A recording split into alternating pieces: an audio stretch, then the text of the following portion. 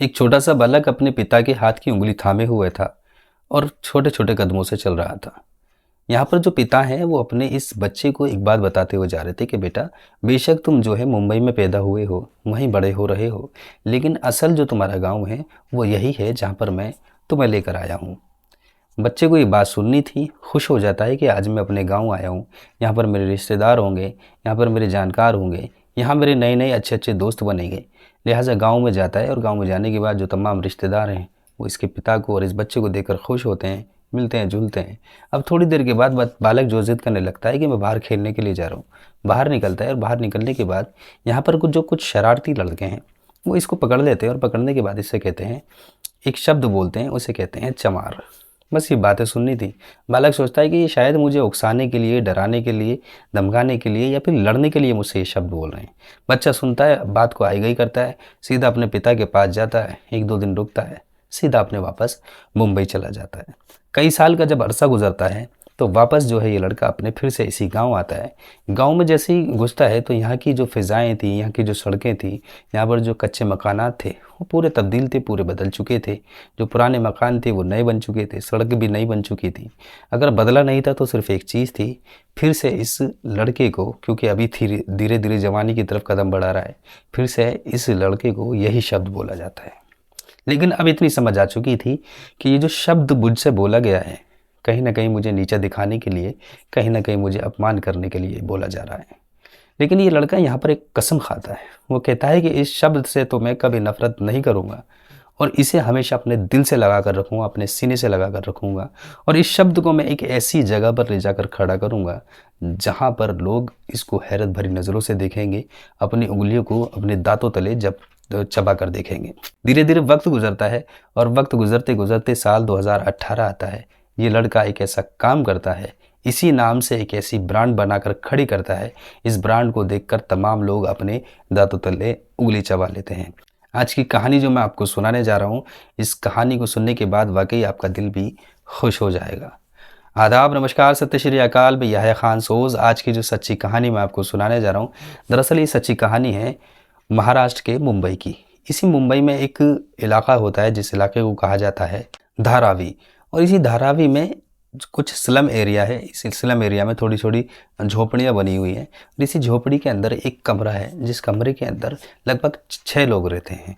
एक माता पिता और इन्हीं माता पिता के 4 बच्चे रहते हैं, जिनमें से 2 लड़के हैं, 2 लड़कियां हैं। और इनमें से एक लड़का है जिस लड़के का नाम है सुधीर राजभर। सुधीर राजभर एक रोज़ अपने पिता को अपने पास बिठाता है और कहता है कि पिताजी, अक्सर आपने हमें बताया है कि हमारा जो गांव है वो उत्तर प्रदेश के जौनपुर का जो ज़िला है, उसी ज़िले के अंदर हमारा गांव है।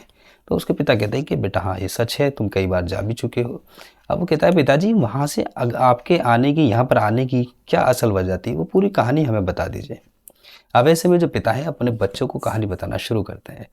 वो कहते हैं कि बेटा, मैं गांव में रहता था और गांव में हर चंद मेरी कोशिश यही थी कि मैं मजदूरी करूं, मेहनत करूं और मेहनत करने के बाद आप तमाम जो मेरे बच्चे हैं उन तमाम बच्चों के लिए अच्छे से अच्छा लेकर आऊं।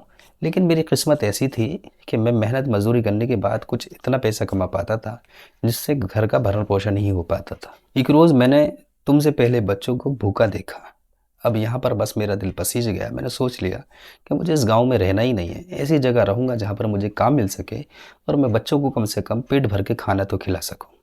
बस यही सोचा कि सीधा मेरे कदम उखड़े और मैं मुंबई आया। और मुंबई आने के बाद सबसे पहले मैंने काम तलाशने की कोशिश की। मुझे कुछ और नहीं मिल रहा था, एक मज़दूरी का काम मिला। वो मज़दूरी का काम था कि आलू की बोरी को अपनी पीठ पर लादना और उसकी जगह पर पहुँचाना। बस इसी तरीके से मेहनत करता रहा। मेहनत करते करते धीरे धीरे यहाँ पैर जमाने की कोशिश की। जितना कमा पाता हूँ वो सब तुम्हारे सामने है। ये तमाम बातें जो है ये बच्चा सुन रहा था। सुनते सुनते अपने जहन में इसने पूरे तरीके से भर लिया था।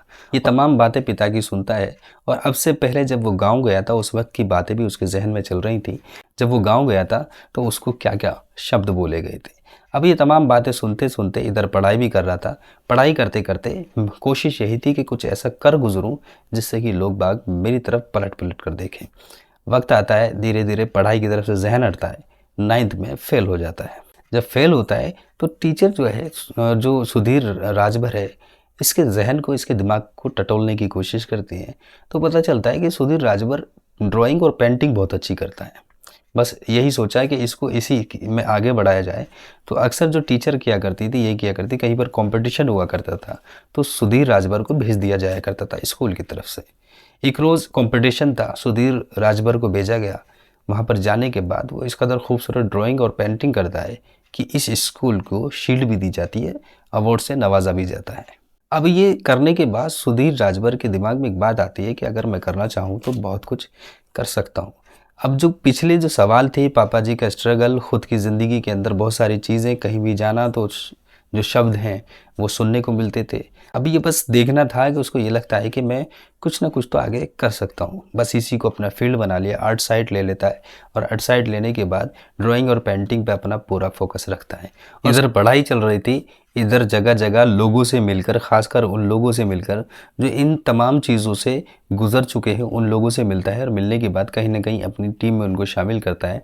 साल 2018 आता है और साल 2018 में सुधीर राजभर एक स्टूडियो बनाते हैं, जिस स्टूडियो का नाम रखा जाता है चमार स्टूडियो। इसी चमार स्टूडियो में सुधीर सबसे पहले कपड़े के जो पर्स हैं, बैग हैं, उनको बनाना शुरू करते हैं। फिर लगता है कि कहीं ना कहीं हमें डिफरेंट करना चाहिए। ऐसे में जितने भी काम करने वाले थे उनको लेकर आते हैं। लेकर आने के बाद यहाँ पर जो आइडिया बनाया जाता है कि आखिर हमें कपड़े से अलग हटकर जो कि चमड़े जैसी चीज़ दिखे, ऐसी चीज़ बनानी चाहिए जिसके बाद हम अपने खुद की ब्रांड की चीज़ें बनाएंगे और उसे ऑनलाइन बेचेंगे, जिसके ज़रिए से जो बाहर मुल्क में भी हमारा माल जा सके। अब यहाँ पर जो है तमाम जितने भी वेस्टेज चीज़ें होती थी उन चीज़ों को ख़रीदना, कचरे को ख़रीदना और कचरे को ख़रीदने के बाद उसकी रबर बनाना और रबर बनाने के बाद उसको चमड़े जैसी शेप देना, उसके बाद इसमें बैग बनाना या फिर जूता बनाना। कई चीज़ें इस वक्त में सुधीर अपने स्टूडियो में बना रहे हैं, उनको ऑनलाइन बेच रहे हैं। इनमें से एक सोफ़ा भी था, जिस सोफ़े की अभी इन दिनों सोशल मीडिया पर एक फ़ोटो वायरल हुआ था जिस पर रेहाना बैठी हुई थी, जो सिंगर है वो रेहाना बैठी हुई थी और वो फ़ोटो है वो दुनिया भर में वायरल हुआ था।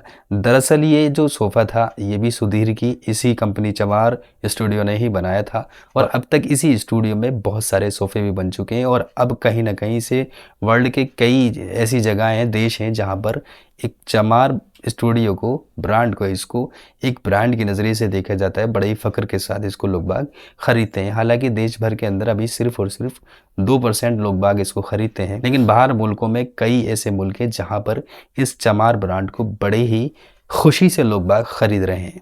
एक ऐसा लड़का जिसको चिढ़ाया गया एक नाम देकर, यही नाम जिस नाम से इन्होंने अपना स्टूडियो बनाया चमार स्टूडियो, इसी नाम को लेकर बार बार इनको पुकारा जाता था। इन्होंने सोच लिया था कि इस चमार शब्द से मुझे चिढ़ना नहीं है, बल्कि मुझे इसको एक ब्रांड बनाना है। यही वजह थी कि लोगों तक ये मैसेज पहुंचाना था कि ये जो लफ्ज़ मुझे बोला जाता है, शब्द मुझे बोला जाता है, ये मेरी जाति नहीं है बल्कि ये मेरा काम है और इस काम को कर कर दिखाया। और आज जो साल 2023 में इनके बारे में ख़बर भी चली थी, लेकिन इन दिनों इस वक्त में कुछ ज़्यादा ही जो सुधीर राजभर हैं वो वायरल हैं। मैंने सोचा क्यों ना इनकी कहानी आप तक पहुंचा दी जाए। तो आप सुधीर राजभर के बारे में क्या कहना चाहते हैं, कमेंट सेक्शन में कमेंट कर कर ज़रूर बताइएगा। दोस्तों, अगर आपको इस कहानी से ज़रा सी भी कोई प्रेरणा मिलती है, इस वीडियो को ज़्यादा से ज़्यादा शेयर करें। और इस पूरी कहानी को सुनाने का उद्देश्य किसी का दिल दुखाना नहीं है, किसी को ठेस पहुंचाना नहीं है, बल्कि आप तमाम लोगों को समाज में जागरूक करना है।